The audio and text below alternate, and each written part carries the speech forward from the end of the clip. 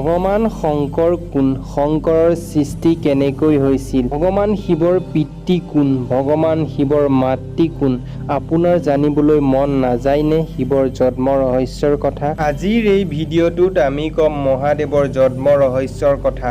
নমস্কাৰ, মই পৰেশ নাথ। আপুনি চাই আছে PKN টক। ভগৱান শ্ৰীকৃষ্ণৰ জন্ম কাহিনীৰ বিষয়ে আপুনি জানেই। দৈৱকীৰ গৰ্ভত বসুদেৱৰ ঔৰসত কাৰাগাৰত জন্ম হৈছিল ভগৱান শ্ৰীকৃষ্ণ। কিন্তু ভগৱান শিৱৰ জন্ম কেনেকৈ হৈছিল? ভগৱান শিৱৰ জন্ম কাহিনীৰ বিষয়ে আপুনি জানেনে? আজি আপুনি সকলো গম পাব। আপুনি হয়তো জানেই 4 বেদ আৰু 18 পুৰাণত ভগৱানৰ জন্ম কাহিনী আছে। ব্ৰহ্মা, বিষ্ণু, মহেশ্বৰ এই 3 ভগৱানৰ কথা বেদৰ আধাৰত পাতিলে তিনিওজনাই এক ঈশ্বৰৰ এক সত্তা। কিন্তু পুৰাণত উল্লেখ থকা মতে ব্ৰহ্মা, বিষ্ণু, মহেশ্বৰ বেলেগ বেলেগ 3টা সত্তা। ভগৱান ব্ৰহ্মাক কোৱা হয় জগতৰ সৃষ্টিকৰ্তা, বিষ্ণুক কোৱা হয় জগতৰ পালনকৰ্তা আৰু শিৱক কোৱা হয় বিনাশকৰ্তা। কিন্তু প্ৰশ্নটো হ'ল ব্ৰহ্মা, বিষ্ণু, মহেশ্বৰ প্ৰথমতে কাৰ জন্ম হৈছিল আৰু এই 3জন ভগৱানৰ শক্তিৰ আধাৰ কি? তেনেহ'লে ভিডিঅ'টো শেষলৈকে চাওক। হিন্দু ধৰ্মতত্ত্বৰ যি 18 পুৰাণ আছে, এই 18 পুৰাণৰ বিষ্ণু পুৰাণ আৰু শিৱ পুৰাণৰ আধাৰতে আমি আজি এই 3 সত্তাৰ বিষয়ে আলোচনা কৰিম। শিৱ পুৰাণৰ মতে সৃষ্টিৰ আদিতে আছিল অন্ধকাৰ। না তেতিয়া সূৰ্য আছিল, না আছিল চন্দ্ৰ। তেতিয়াই এক আলোক বা পোহৰ বিন্দৰ শক্তি আছিল। শিৱ পুৰাণ মতে এই শক্তিৰ পৰা ব্ৰহ্মাণ্ডৰ সৃষ্টি হৈছিল আৰু এই শক্তিয়েই হ'ল সদাশিৱ।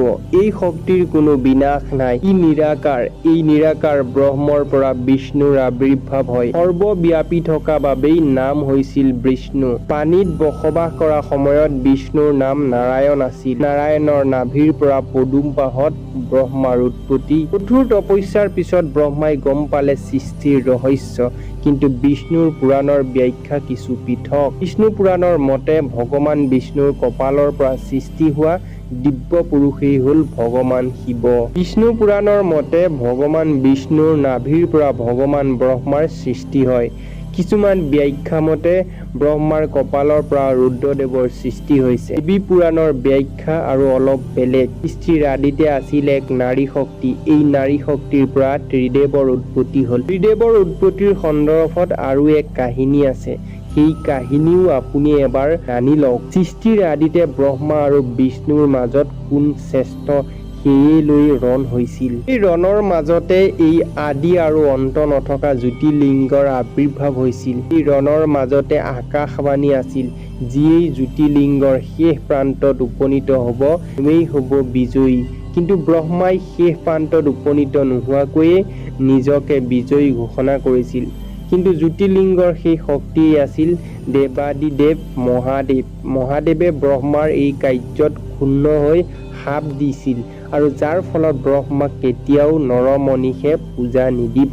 বিষ্ণু পুৰাণৰ বৰ্ণিত কাহিনী মতে ভগৱান ব্ৰহ্মাই তপস্যা কৰি পালক শিৱক লাভ কৰিছিল আৰু 8টা নাম দিছিল।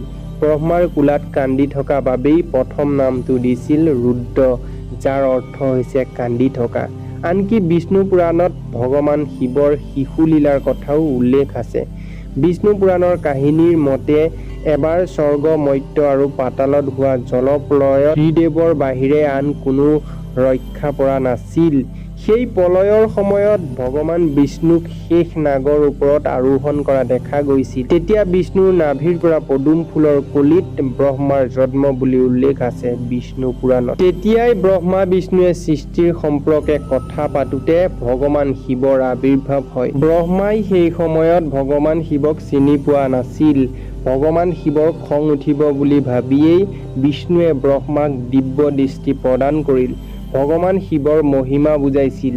তেতিয়াই ব্ৰহ্মাই নিজৰ ভুল বুজিব পাৰি ভগৱান শিৱৰ ওচৰত ক্ষমা ভিক্ষা মাগি পুত্ৰৰূপে জন্ম ল'বলৈ প্ৰাৰ্থনা জনাইছিল।